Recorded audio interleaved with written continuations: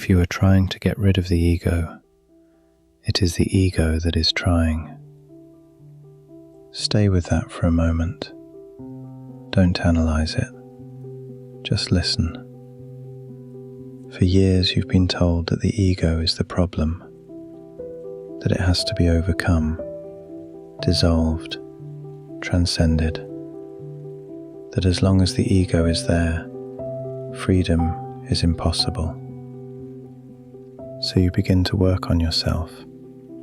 You read, you meditate, you observe your thoughts, you try to stay present.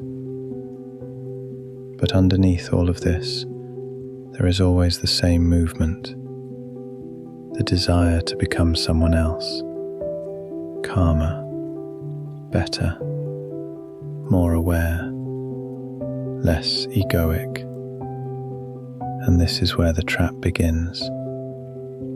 Because who is the one trying to improve?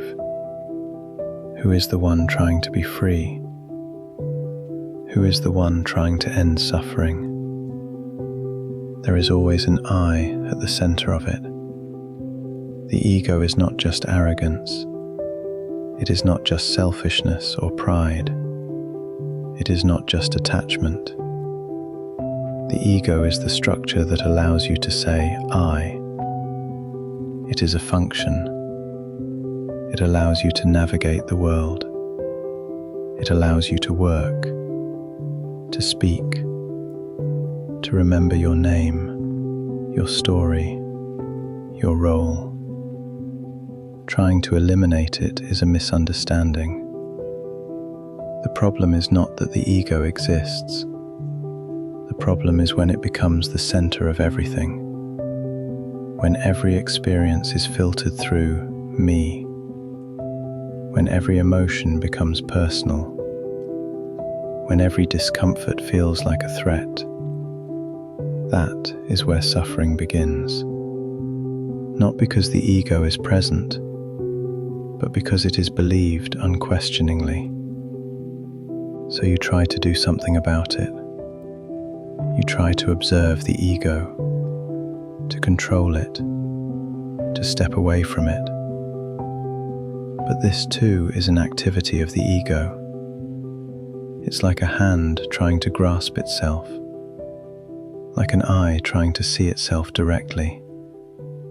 It cannot work. The ego trying to eliminate the ego is still ego.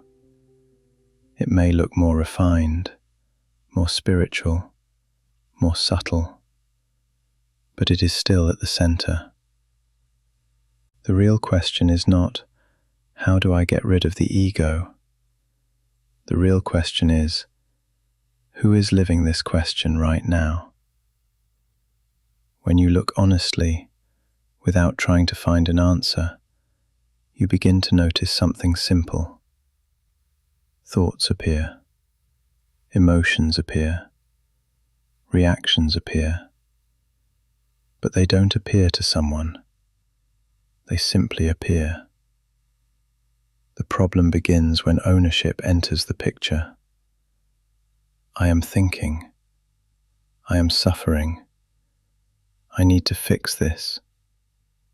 That is the moment the ego takes control. Not aggressively, not dramatically, but continuously. The falling away of the ego is not an event. It is not enlightenment. It is not a special experience. It is a loss of centrality. It happens when you are no longer busy defending yourself, when you are no longer maintaining an image, when you are no longer trying to get somewhere. In those moments, the ego is still there. You still speak. You still act. You still respond. But it is no longer in charge. It's like an actor who keeps playing the role, but no longer believes he is the character. And this changes everything. Fear may still arise, but it no longer decides. Anger may appear, but it no longer defines who you are. pain may be present, but it doesn't turn into a story.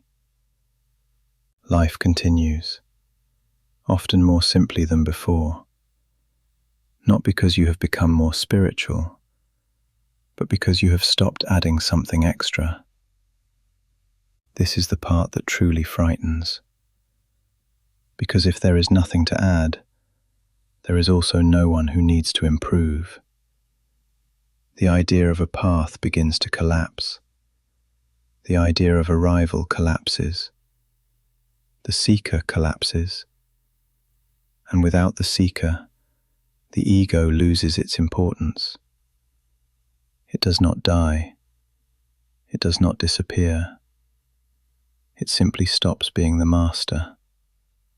It remains a tool. You speak. You work. You move through life. But without the constant weight of having to prove something, without the pressure to be enough, without the need to become different.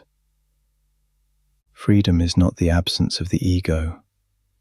Freedom is the absence of identification. And this is not achieved. It is not practiced. It is not maintained. It happens when effort falls away. And that is why you cannot make it happen. And that is also why, when it happens, there is no one left to say, "I did it."